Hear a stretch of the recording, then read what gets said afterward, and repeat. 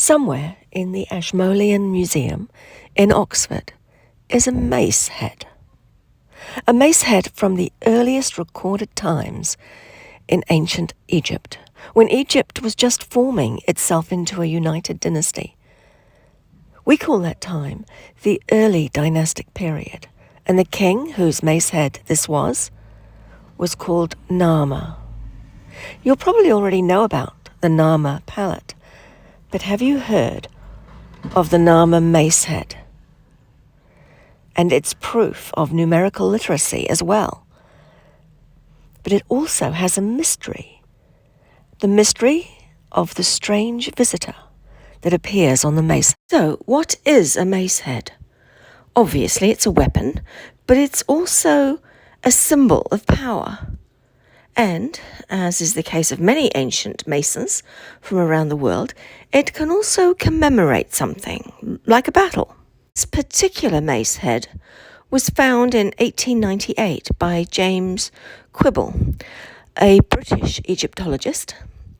He was a student of the more famous Egyptologist Flinders Petrie. In addition to finding the Narmer Macehead, he also found the Narmer palette and the tomb of Tuya and Yuya, or is it Yuya and Tuya? All very significant finds in their own right. The Macehead was found in the temple of Horus in the city of Nehen, later known as Heracleopolis. Nehen is believed to have been the religious and political capital of Upper Egypt at the end of the pre-dynastic era. So that's circa 3200 to 3100 BC, and into the early dynastic period, which was about 3100 to 2686 BC.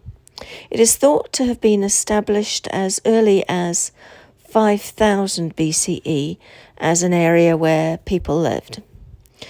This artifact, however, is dated to approximately the 31st century BCE.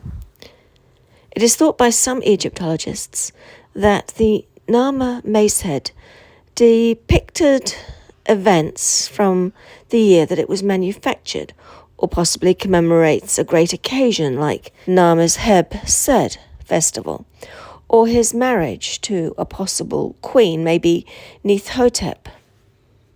Aside from that, there are two aspects to this artifact that are of particular interest to me. The first is the evidence of mathematical proficiency, and the second is the appearance of a mysterious figure. So let's start with the numbers. On the mace, there are a series of numbers. These numbers represent a number of cattle, goats, and human prisoners. It is not clear if they're the spoils of war, a gift from the mysterious stranger, or something else. But what does this mean? Why is it interesting? Obviously, it demonstrates the ability to count as well as communicate that maths. And these are some pretty large numbers. There's 400,000 cattle, 1,422,000 goats, and 120,000 human prisoners. So that does seem like rather a lot, doesn't it?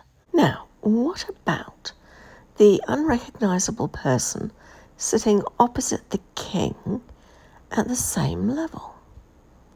So this mysterious figure sits in a semicircular dais that looks almost like some sort of protective bubble. Egyptologists have assumed that this figure is either deity, i.e. one of the many gods or goddesses, or a princess being presented to the king for the potential of marriage, or possibly an important member of the king's family, or maybe even his child.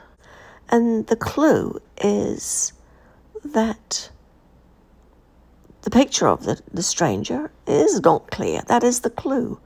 This mysterious figure is probably a visiting foreigner.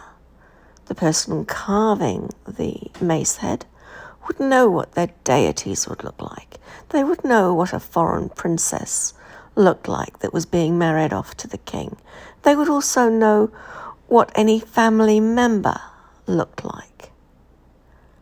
But a visiting dignitary that came and left before the carver had even been summoned, well, they wouldn't know what that person looked like. So, hence, the mysterious silhouette of the person. That's just my opinion. Now, I just want to point out one more thing, and that's in the drawing that you see now, which was done for the purposes of an Egyptology book, and I found in Wikimedia Commons, you will see that the stranger is, as I said, within this little bubble thing, and they're sitting possibly cross-legged, and the legs of this thing that they're in is touching the platform. But when you look at the original, it's not that case at all. The legs do not touch the ground. In fact, it looks like the thing that the visitor is sitting in is actually floating. So that adds to the mystery. So let's come back to the numbers again.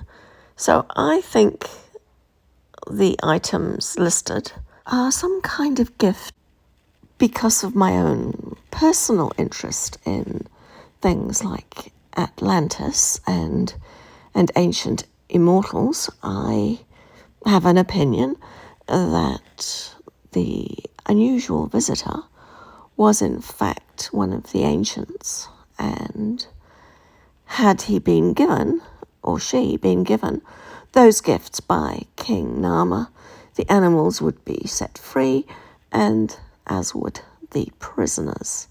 So, could be a happy ending in it, but yeah, that's just from my perspective. But I do think there is so much more to this story of Narmer that obviously is not written in our history books, and there are a lot of the artifacts of this era that are equally as fascinating, possibly even more so. The mace of the Scorpion King, for example, or the makeup palette of King Narmer, which I did actually have the pleasure of seeing in person when I visited the Cairo Museum.